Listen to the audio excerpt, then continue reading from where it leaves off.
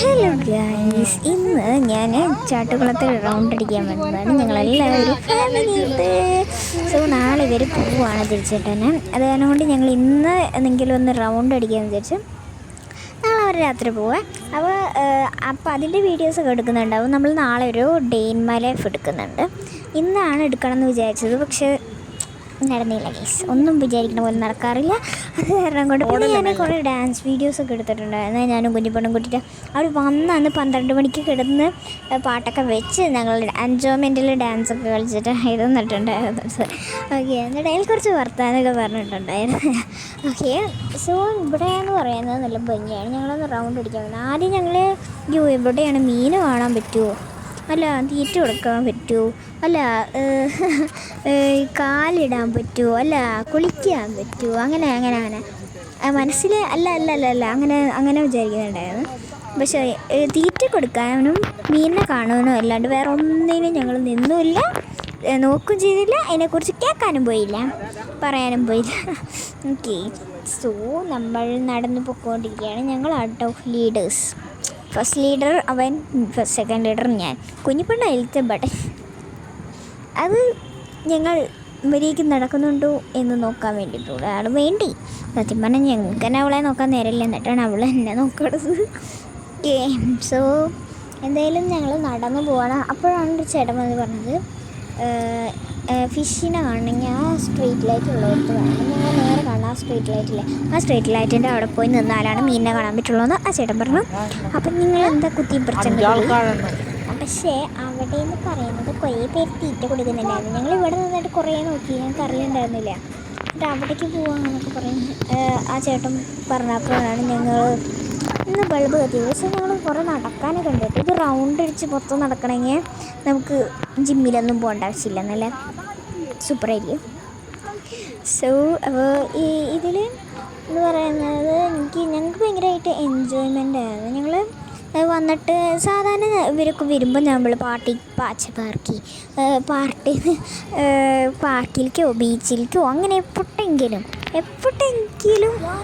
ഇങ്ങനെ പോകാറുണ്ട് കേട്ടോ. അപ്പോൾ എന്തായാലും നമ്മൾ ഇങ്ങനെയൊക്കെ പോവാറുണ്ട് എന്നുള്ളത് സത്യം തന്നെയാണ്. ഓക്കെ, അപ്പോൾ ഇപ്രാവശ്യം ഞങ്ങൾ അതിനൊരു കുറവും വരുത്തിയില്ല. എൻ്റെ സൗണ്ട് ഇങ്ങനെ ക്രേന്നിരിക്കുന്നതിൻ്റെ ഒരു കാരണമുണ്ട്. ഞാൻ ആദ്യം തന്നെ ഒരു മൂക്ക് ഒന്ന് അടച്ചു പിടിച്ചതാണ് എൻ്റെ സൗണ്ട് എങ്ങനെ ഉണ്ടാവും നോക്കാനായിട്ട്.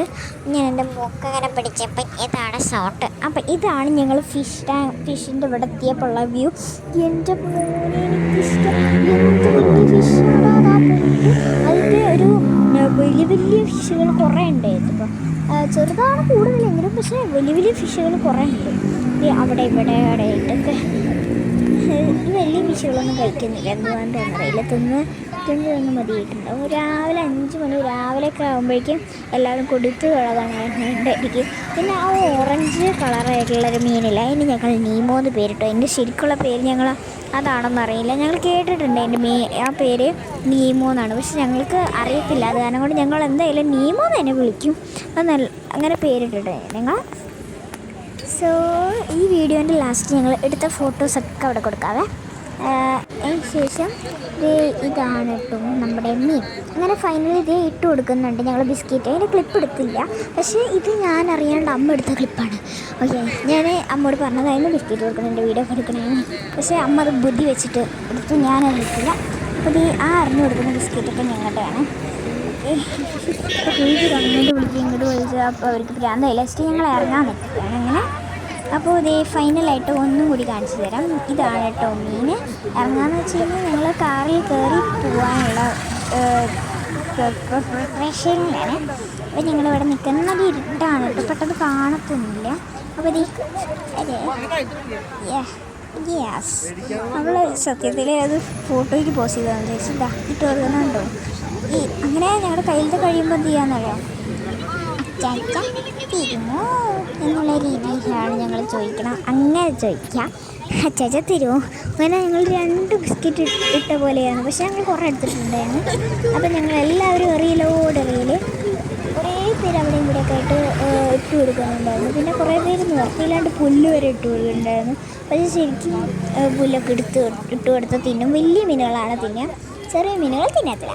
അപ്പം ഞങ്ങൾ ബിസ്ക്കറ്റ് ഇട്ട് കൊടുത്തു. വലിയ മീനൊക്കെ ഉണ്ടല്ലോ, ഒറ്റയടിക്ക് 10 ബിസ്ക്കറ്റ് കഷ്ണങ്ങളാണ് തിന്നണത്.